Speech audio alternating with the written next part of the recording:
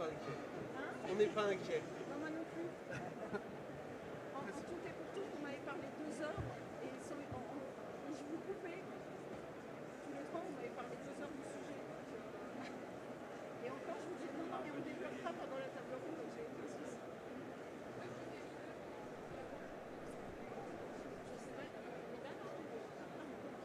Je commence. Il n'y a personne qui introduit. C'est moi qui d'accord. 1, 2, 1, 2. Bonjour à tous. Que ça marche. Bonjour. Messieurs, bonjour. Bonjour. Nous sommes ici pour parler de l'excellence opérationnelle en cuisine, les innovations HACCP et comment elles permettent de lutter contre le gaspillage alimentaire. Vous êtes nombreux, je vois que la thématique vous intéresse, c'est parfait.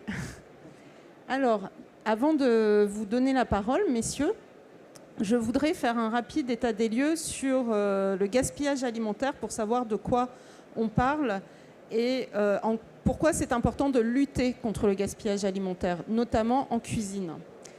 Donc la semaine dernière, l'ONU a publié un rapport qui montre qu'en 2022, dans le monde, 1 milliard de repas, oui je dis bien 1 milliard de repas, ont été gaspillés, jetés à la poubelle. 1 milliard de repas, ça représente 631 millions de tonnes de déchets alimentaires.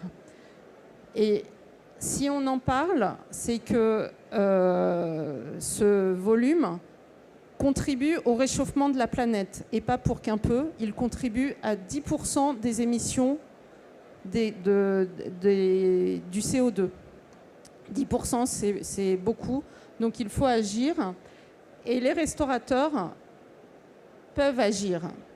Je vous ai parlé des chiffres au niveau mondial. Vous me direz, oui, mais la France. Eh bien, la France, on n'est pas forcément des bons élèves.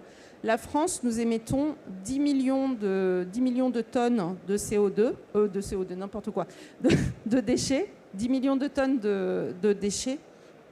Et la restauration contribue pour 12%. Si on rapporte en économie, c'est un montant de 16 milliards d'euros qui partent à la poubelle. Alors en ces temps où vous, les restaurateurs, vous êtes très impactés par l'inflation et les consommateurs aussi, raison de plus pour lutter contre ce gaspillage. Cette production de déchets, on pourrait penser qu'elle est le fait des consommateurs, des clients, qui ne mangent pas leur assiette et qui vous les renvoient en cuisine. Mais pas seulement, puisque 50% des... Je sais, je vous donne beaucoup de chiffres, mais ce sont des chiffres qui parlent, qui sont vraiment parlants.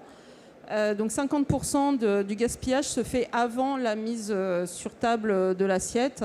Et c'est notamment 1/3 au moment de la production en cuisine. Le reste étant lors de la logistique et du transport des aliments.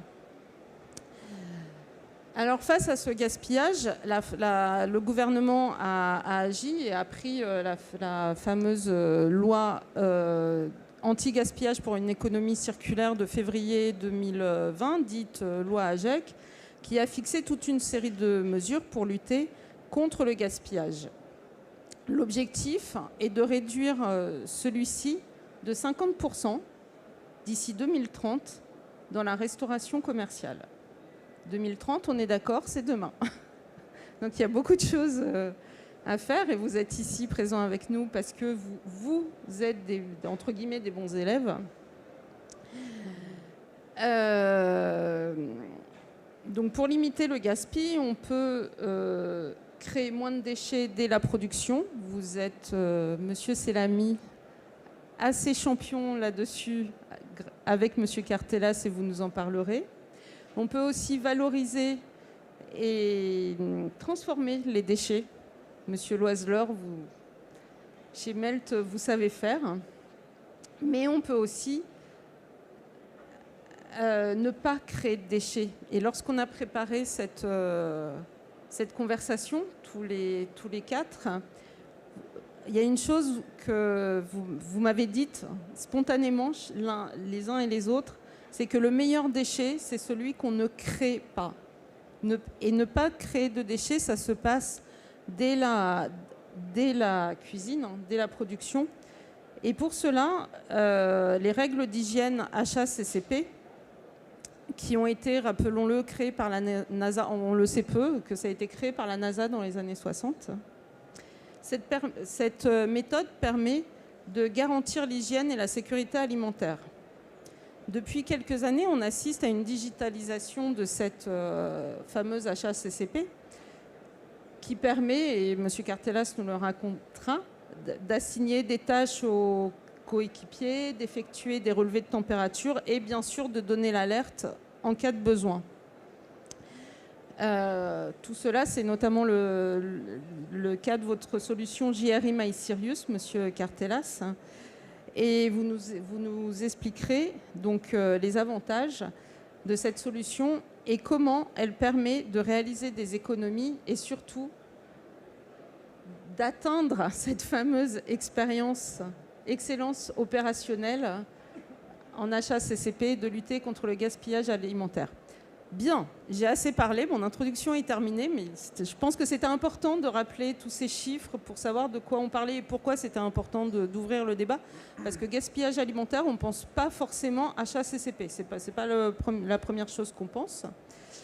Donc je ne vous ai pas présenté, j'ai fait exprès. Parce que je pense qu'on n'est jamais mieux servi que par soi-même. Et donc, je vais enfin vous donner la parole. Et je vous propose de faire un premier tour de table et de vous présenter et de nous dire, parce que vous êtes des restaurateurs qui êtes dans le métier depuis très très longtemps, et M. Cartelas est à la tête non pas d'une start-up mais d'une société qui est historique et qui est nationale, vous nous le raconterez, de nous rappeler à quoi vous contraint ces fameuses règles HACCP dans un premier temps. Voilà. Paul, je vous donne la parole. Bonjour à tous, Paul Loisler, je suis cofondateur et chef exécutif du groupe Melt. Le groupe Melt, pour ceux qui ne connaissent sûrement pas, c'est un restaurant de barbecue texan.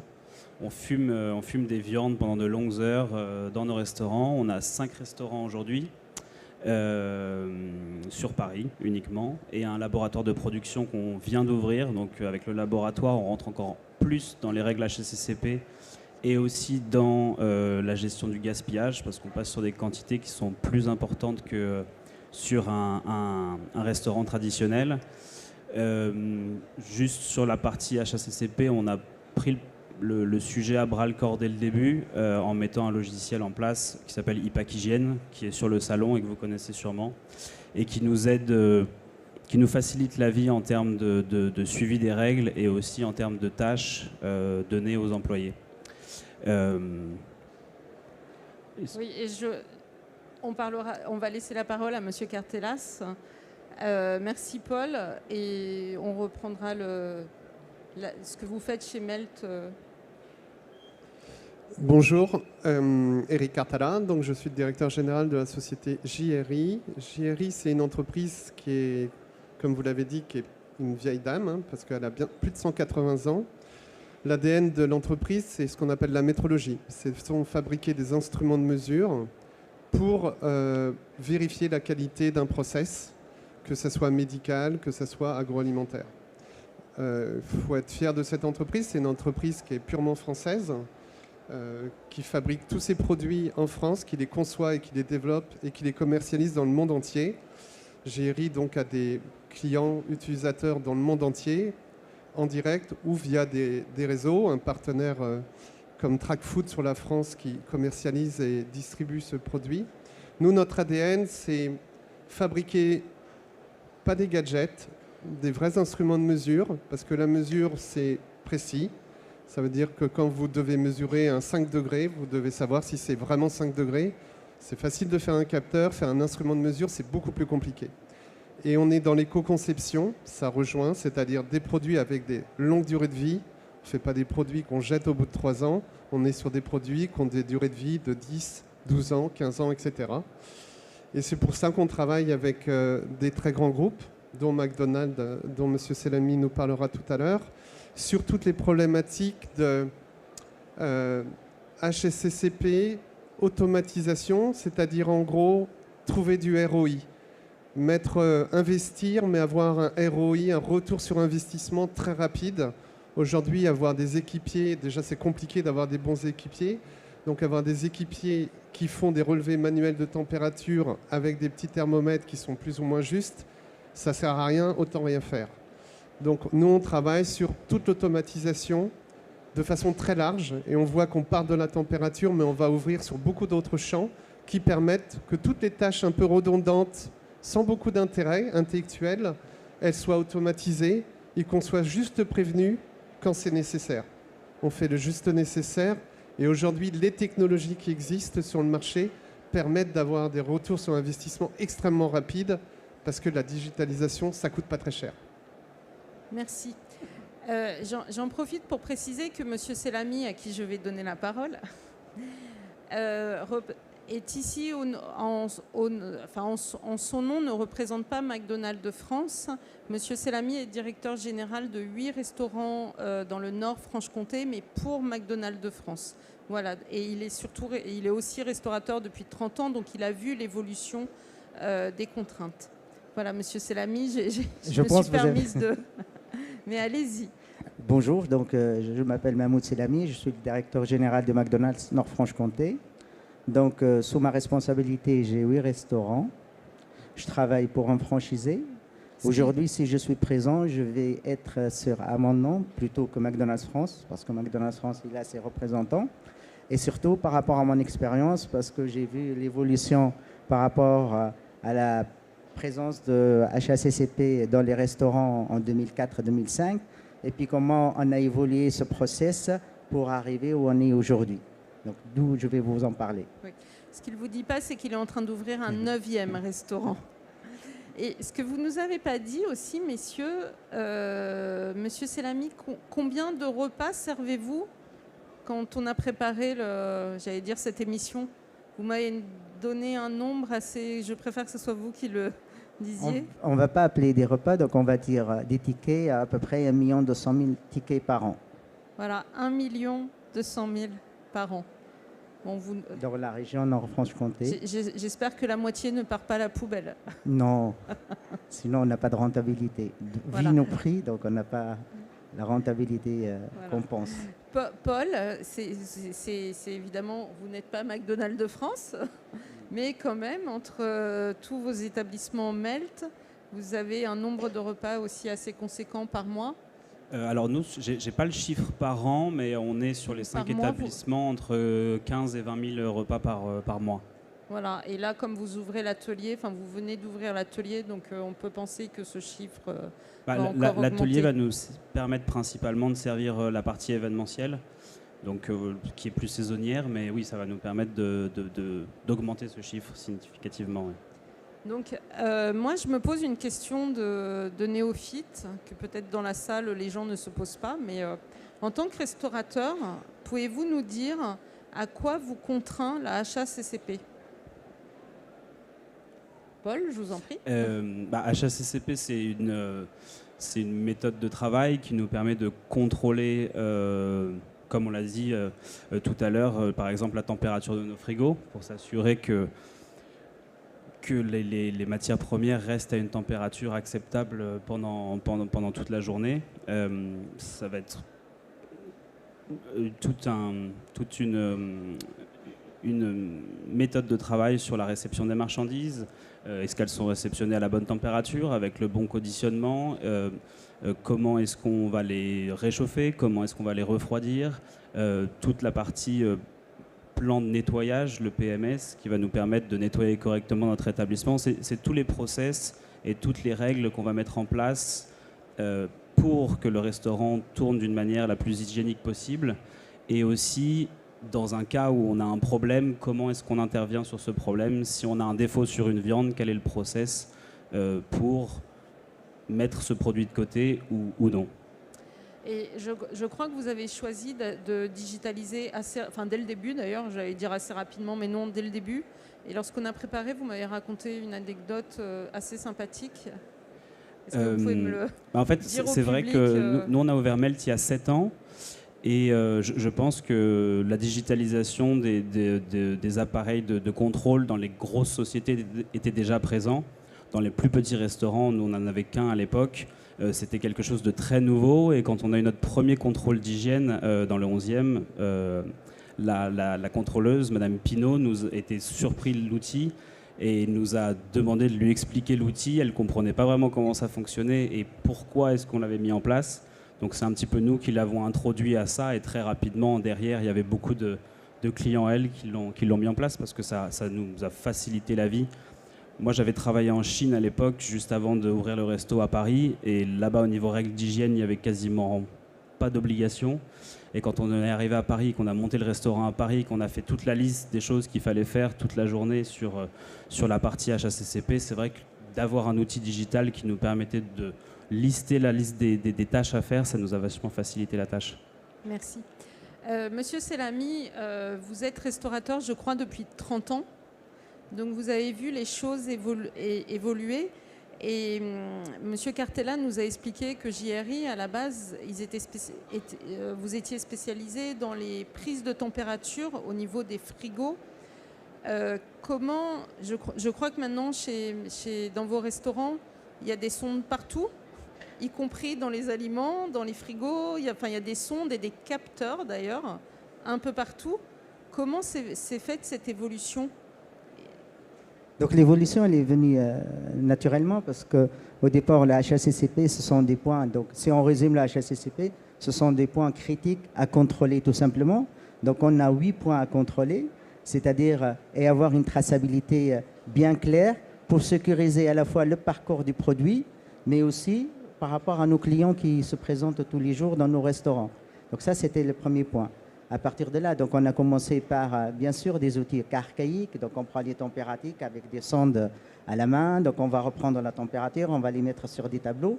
C'est sarcophage, donc ça prend beaucoup de temps pour nos collaborateurs.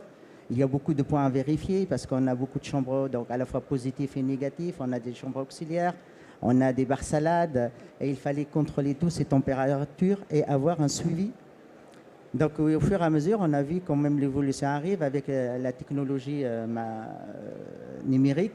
Donc les températures sont maintenant prises directement dans les chambres froides. Ils sont remontés dans des tableaux de contrôle. Donc nos collaborateurs ne s'interviennent plus comme avant, sans gagner du temps. Et on a une précision, une traçabilité infaillible et implacable. Oui, justement, vous pouvez nous préciser, par exemple, si une porte de chambre froide reste ouverte, déjà, quel est le coût d'une porte de chambre froide, et comment vous, au niveau du restaurant, vous réagissez? Donc, tout simplement, par exemple, dans un restaurant McDonald's avec un chiffre moyen, on a une chambre froide négative qui est de, grosso modo, 10 à 12 000 euros de produits hors taxe dedans. Donc, en cas de défaillance de température, nous, on est alertés. Donc, on a des responsables de sécurité et hygiène. Ils sont alertés en temps réel. Et à partir de là, on peut agir. Ça m'est arrivé dans un restaurant à 3 heures du matin, une chambre froide. La température, elle est critique. Donc, on a fait intervenir le frigoriste dans les temps pour ne pas perdre tout le contenu de la chambre froide. Donc, voilà. Ça, c'est mécaniquement et comment ça se passe. Et donc, ça vous permet de ne pas jeter la nourriture? Quelque part, sur cet événement-là, oui, si on n'était pas... C'est-à-dire, si on a ouvert nos restaurants comme d'habitude et on vient à 9h30 ou 10h ou à 8h et la chambre froide, elle est descendue en dessous de 16 degrés, donc tous les produits sont abîmés avec tout un process important à suivre parce qu'on ne peut pas jeter des produits comme ça sans les services vétos et comment on va après les faire disparaître, quoi. Et je me demandais, on parle des chambres froides, mais je crois que les températures sont... Enfin, vous avez la possibilité de... Et ça, je vous laisserai... Je ne sais pas si c'est vous, Monsieur Cartella, qui voudront répondre. Je crois que vous contrôlez la température jusqu'à l'intérieur des steaks. Et surtout que maintenant, chez McDonald's, depuis que les recettes ont été améliorées et que le client peut demander la température, choisir sa température de cuisson, les sondes ne sont pas simplement dans les chambres froides, mais vont jusque dans les aliments. Vous savez, quand même, en HACCP, donc on a un devoir de contrôle et d'avoir un produit qui est sain pour distribuer et vendre à nos clients. Oui. Donc, si on parle de prise de température de viande, donc on a un certain seuil critique. En Europe, aujourd'hui, il est de 65 degrés. Chez McDo, c'est un peu plus. Donc, il fallait, pour protéger nos clients par rapport à certaines bactéries, le E. coli, donc il va falloir que la viande doit être cuite à cœur à une température supérieure à 65. Chez nous, on est à 69 et l'Europe est dit 65. Donc on prend une certaine sécurité. D'où on va sécuriser le parcours du produit. Merci. Monsieur Cartelas, vous pouvez nous en dire un petit peu plus sur tout ce que vous avez installé chez vos clients pour justement contrôler toutes ces températures et non seulement enregistrer, parce que contrôler les températures c'est bien, mais les enregistrer, que l'enregistrement soit fiable, notamment en cas de contrôle, et alerter. Pouvez-vous nous en dire plus ? En fait, il faut être assez pragmatique, une fois de plus, dans un restaurant. Quel est l'objectif ? 1, éviter de jeter. 2, tirer la qualité vers le haut. 3, essayer de faire que ça prenne le moins de temps possible, c'est soit optimisé. Aujourd'hui, dans des restaurants comme McDonald's, mais une fois de plus, il n'y a pas que McDonald's. Tout restaurant, je vais parler par exemple de chaînes comme Circle K, qui sont des grandes chaînes américaines de distribution alimentaire. Eux ont très peu d'équipiers, très peu de personnel. Ils veulent simplement automatiser et faire que les équipiers soient utilisés quand ils ont des actions de contrôle HACCP au bon moment et simplement au bon moment. On va souvent d'ailleurs contrôler et donc on va mettre des petites sondes dans l'ensemble des frigos, des congélateurs, ce qu'ils appellent les auxiliaires à viande juste avant les grilles, mais on va aussi contrôler l'ouverture de la porte, c'est-à-dire avant qu'il y ait une remontée de température, première alerte. Deuxièmement, l'alerte si la température de l'enceinte sort des plages de tolérance. Troisièmement, on va simuler la température du produit. C'est-à-dire que la même sonde va pouvoir faire du 3 en 1. Je préviens que la porte de la chambre froide est restée ouverte. Et en effet, comme le dit M. Selami, ça va être sinon un sinistre de l'ordre de 12 000 € chez McDonald's. Ça va être moins dans certains. Mais néanmoins, on risque de jeter. Et après, le processus de jeter est compliqué si on le fait sérieusement. Donc, j'alerte que la chambre froide, et c'est très classique, quand vous rentrez dans une chambre froide, vous avez l'air froid qui vous souffle. 3/4 du temps, les gens ils coupent le groupe froid pour pouvoir charger la chambre froide tranquillement, ou ils ferment mal la porte, et c'est là où on a c'est souvent des problèmes humains. Bon. Là, on va détecter l'ouverture de porte, qu'elle reste trop longtemps ouverte. On va après détecter que la température de l'enceinte commence à remonter à des températures anormales, et on va simuler, en fonction du produit, à quelle température est le produit. Parce que, in fine, ce qui nous intéresse, c'est pas tant la température de la chambre froide, c'est est-ce qu'il y a eu décongélation du produit, par exemple. Et tout ça est fait de façon automatisée. Et quand on a cette infra qu'on va installer, on voit l'infra, elle est en place, elle va permettre de faire beaucoup d'autres choses. On va contrôler, par exemple, le nombre de clients qui rentrent dans le restaurant, le nombre de clients qui rentrent dans les toilettes. Si on a une procédure de nettoyage, là, plutôt qu'à les vérifier régulièrement, on va contrôler et on va dire il y a tant de personnes qui sont rentrées dans les toilettes, il est temps de lancer le processus de nettoyage, le remplissage des poubelles, etc., etc. Tout ça, ce sont en fait, avec la même infrastructure, on va remonter des données pour que les personnes on les interpelle en fonction de leur métier au moment où ils ont une action à faire. Et ça, je vous interroge, monsieur Paul et Mahmoud.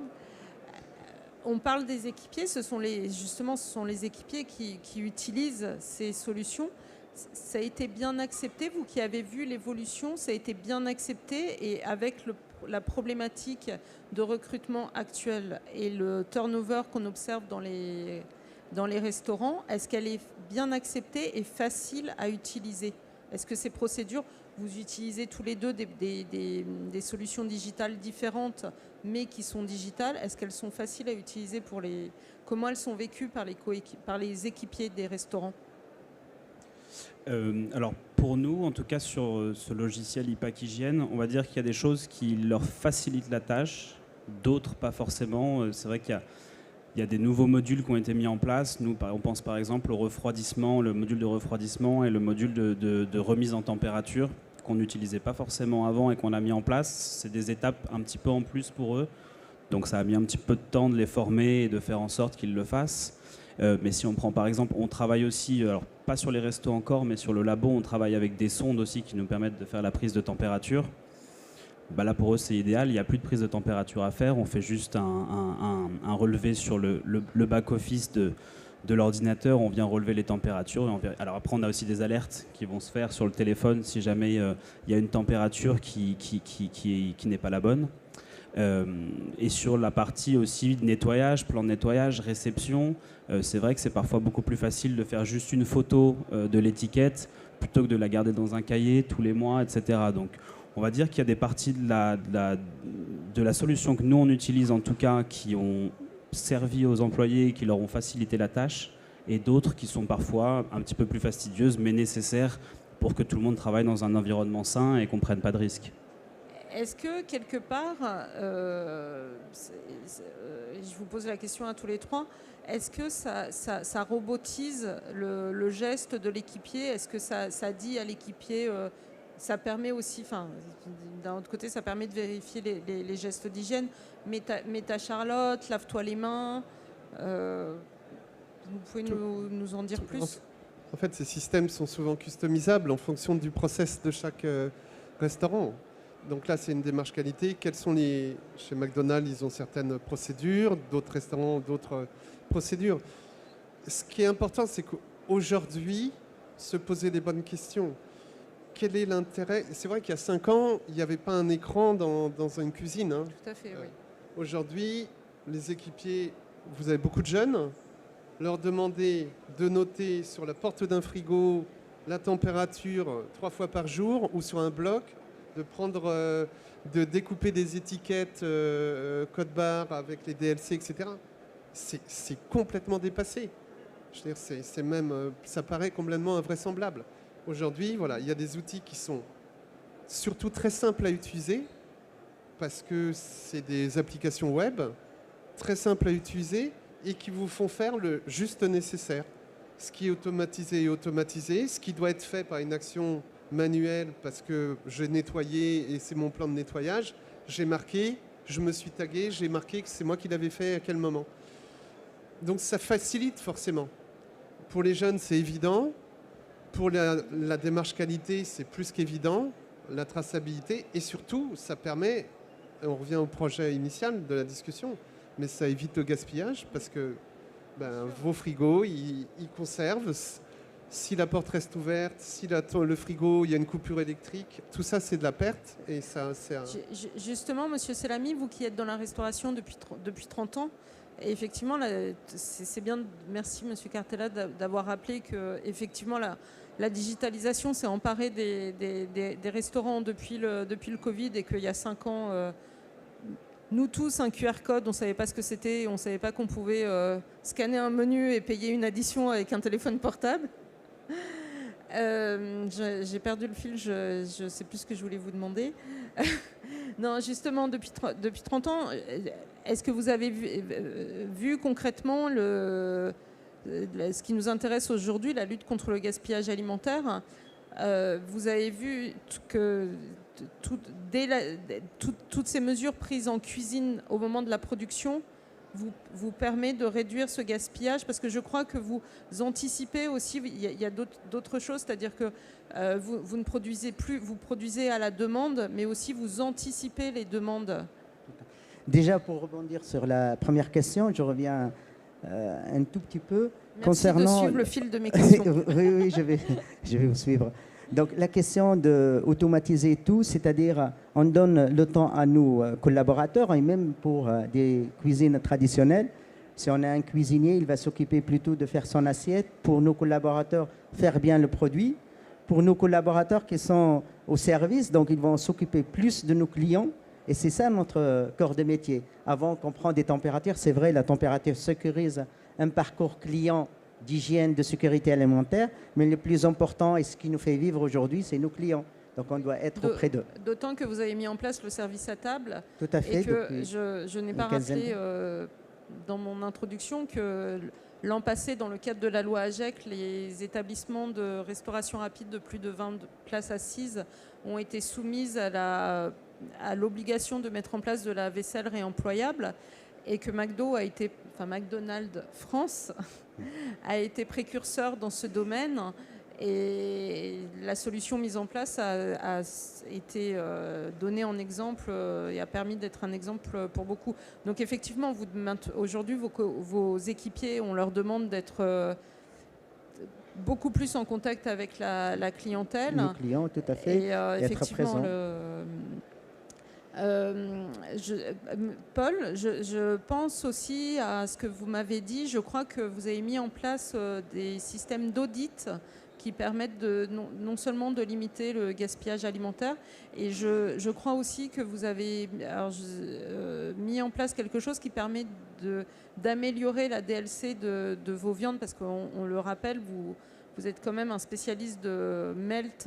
D'ailleurs, si vous ne le connaissez pas, je vous conseille d'y aller, dardard, si vous êtes un viandard, parce que ce sont des très très bonnes viandes à la mode texane maturée, et vraiment c'est une expérience d'aller chez Melt. Et je crois que la viande au prix où ça coûte, le gaspillage, vous ne pouvez pas vous permettre. Je crois que vous avez mis en place des choses pour justement améliorer les DLC. Alors c'est vrai que quand on a démarré et quand on commence de rien, on a cette règle qui est basique. Quand on crée un produit, il a 3 jours de DLC. Donc petit à petit, nous on a travaillé avec un organisme qui s'appelle Calice et qui nous permet de faire des analyses, ce qu'on appelle soit des DLC, soit des ADLC, et qui nous permettent de pousser les produits à 5, 6, 10 jours, 15 jours en fonction de leur nature. Et clairement, au fur et à mesure de notre développement et au fur et à mesure des règles qu'on s'est imposées et de tout ce qu'on a pu mettre en place en termes de HACCP, on a pu prolonger la vie de nos aliments. On a commencé à utiliser le sous-vide aussi, qu'on n'utilisait pas du tout avant, et on est passé sur des DLC à 12, 15 jours, et là maintenant avec le laboratoire à des DLC à 21 jours, ce qui forcément réduit la tension sur les produits. On n'a plus que 3-4 jours pour les passer, et donc forcément grâce à ces interventions-là, de réduire fortement le gaspillage alimentaire. On a aussi la possibilité, grâce aux règles qu'on a mis en place, de réutiliser les produits, de les refroidir, de les remettre en température de la bonne manière et de pouvoir les réutiliser. Nous, on fume les viandes une grosse partie de la journée. On vend nos viandes le soir. Quand il nous restait des viandes à l'époque, au tout début, quand on a commencé, qu'on n'avait pas vendu, on ne savait pas trop comment les utiliser.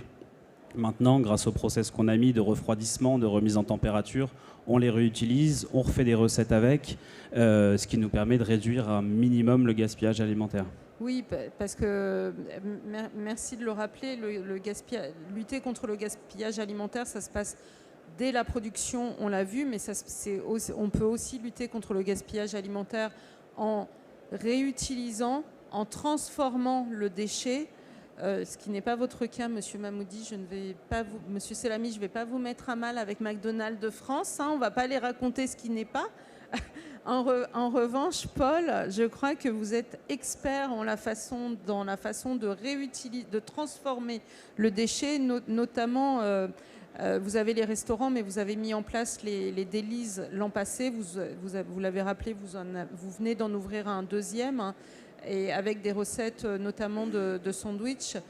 Pouvez-vous nous en dire plus sur la valorisation et la transformation du déchet alimentaire ?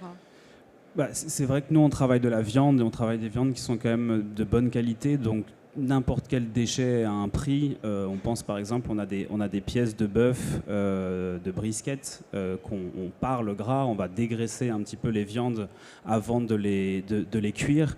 Et cette graisse a un coût, et donc du coup aujourd'hui on la réutilise, on en fait de la graisse de bœuf pour faire confire d'autres produits. On va réutiliser aussi toutes les chutes des parages de ribs par exemple, ou d'épaules de cochon pour faire des bouillons ou des sauces. Je pense qu'on n'a rien inventé, c'est vieux comme le monde, mais voilà, l'idée c'est de se dire j'ai un déchet, qu'est-ce que j'en fais, comment est-ce que je le valorise d'une certaine manière pour pas que ça soit un coût en tout cas.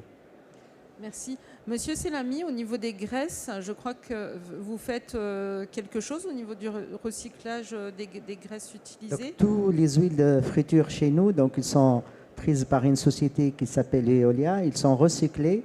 Et nos camions qui nous livrent les produits dans nos restaurants, ils utilisent ce biodiesel, donc on appelle ça. Donc ils sont utilisés nos huiles pour les camions qui nous fournissent. Donc c'est un circuit fermé, c'est-à-dire que l'huile sert à faire cuire les frites. Quelque part, il revient pour ramener des frites au restaurant. Ramener les frites au restaurant. L'heure tourne, malheureusement, on pourrait parler pendant des heures. Hein. Je ne sais pas si je l'ai dit, mais quand on a préparé cette table ronde, rien que d'évoquer le sujet, on a parlé tous ensemble réunis plus de 2 heures. Donc c'est dire si le sujet est vaste, mais malheureusement, le temps nous a imparti. Je ne sais pas ce que vous en pensez, mais j'aimerais bien donner la parole au public et savoir s'il y avait des questions dans la salle. Oui ? Je vais m'approcher. Vous êtes d'accord ?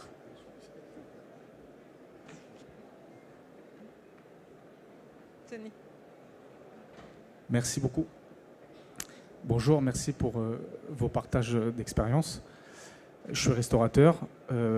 J'ai digitalisé aussi tout ce qui est lié à l'hygiène, l'HACCP, parce que c'est quelque chose qui est pour nous une priorité, je dirais, comme tout le monde, ça devrait l'être.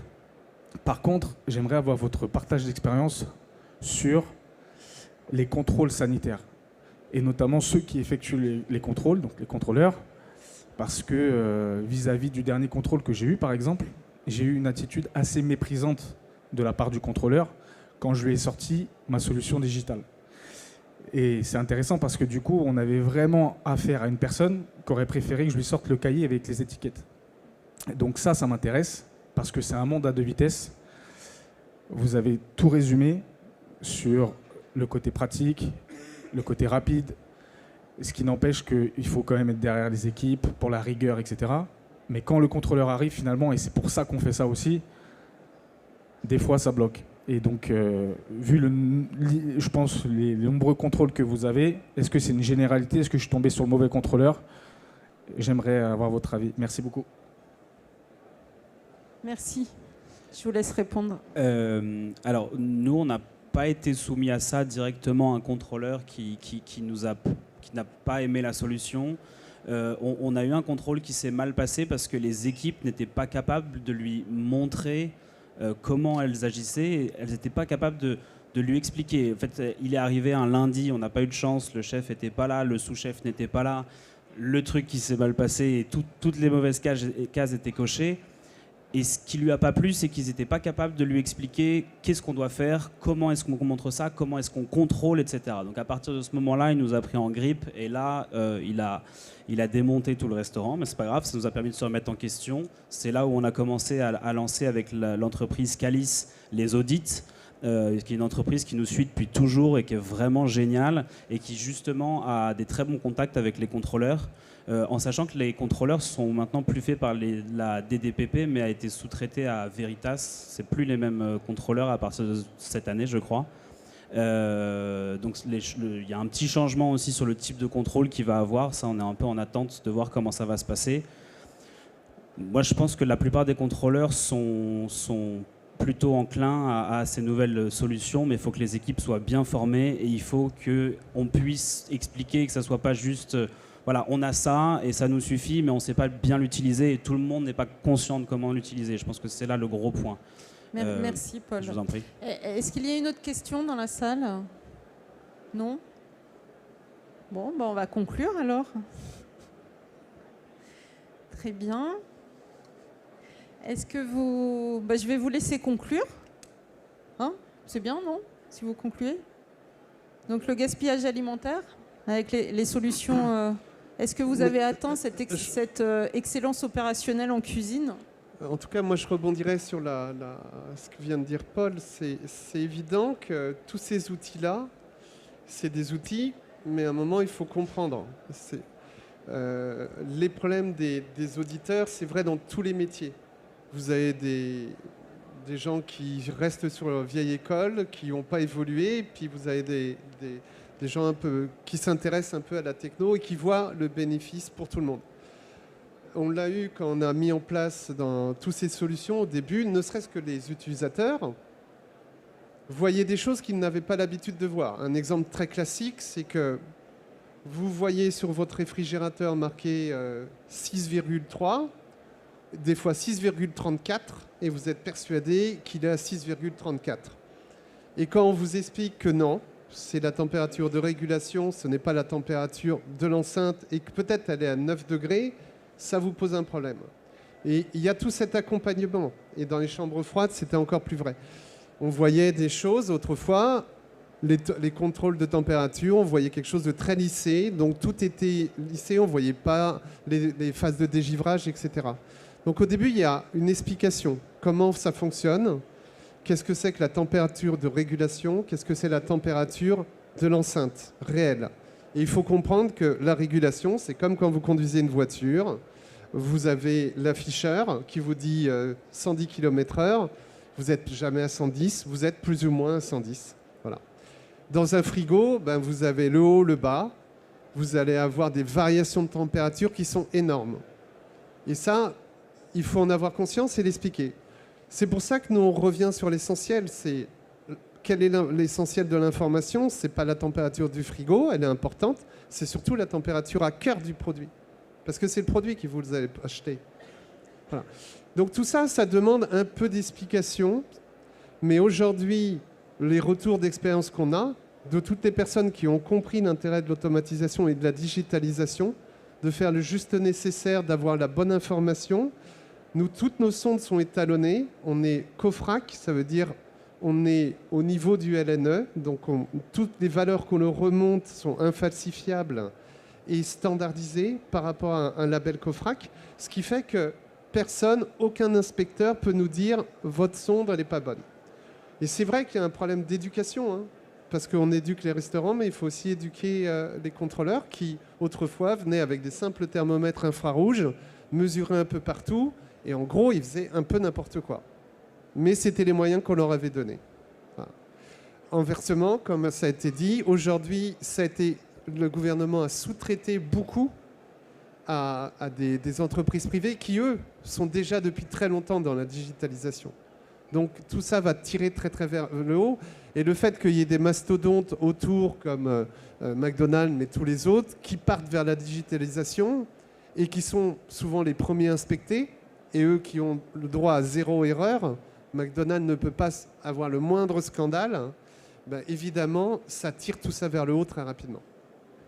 Et pour terminer, quand même, la question par rapport au contrôle, parce que c'est vrai, cette année, il y a beaucoup de contrôles, c'est la maîtrise de ce contrôle, c'est-à-dire avoir les outils, les classeurs, les documents, parce que l'auditeur, souvent, il va vous questionner au fur et à mesure du passage, de son passage dans les points essentiels. Il faut avoir la maîtrise. Si on ne maîtrise pas, donc ils ont des doutes et c'est pour ça qu'il y a des questions qui se posent. Mais du moment que vous avez la maîtrise, et tout à l'heure ce qu'il a dit Paul à juste titre, malheureusement le chef n'est pas là, l'adjoint n'est pas là, donc il n'y a pas une maîtrise de l'outil. Et après, donc, on va partir dans tous les sens, on va chercher ces réponses. Mais quand on a des personnes qui sont bien formées par rapport à ça, on réussit toujours ces contrôles. D'autant plus, comme il dit Eric, donc ces contrôles, ils vont être accentués en une année de JO et ils vont être accentués cette année d'une manière optimale. Il y a 100 000 ou 150 000 contrôles cette année avec ces sociétés externes qui vont intervenir dans nos restaurants. Quel que soit le restaurant, on a commencé. Dans mes restaurants, je suis à 2 restaurants contrôlés sur 2 mois. Vous voyez, presque en moyenne, 1 restaurant par mois. Voilà. Merci. J'aurais d'autres questions, mais malheureusement, le temps qui nous est imparti est révolu. Donc nous devons clore. Merci. En tout cas, c'est une question passionnante. Que je rajoute, je suis rédactrice en chef d'un journal qui s'appelle The Pro Snack, qui traite de la restauration rapide. Et je profiterai de cette table ronde pour faire ma prochaine enquête du mois sur cette thématique. Donc, et je l'ouvrirai encore plus. Voilà. Merci à tous de nous avoir. Merci de vos applaudissements, ça fait chaud au cœur. Messieurs, merci. Merci à vous.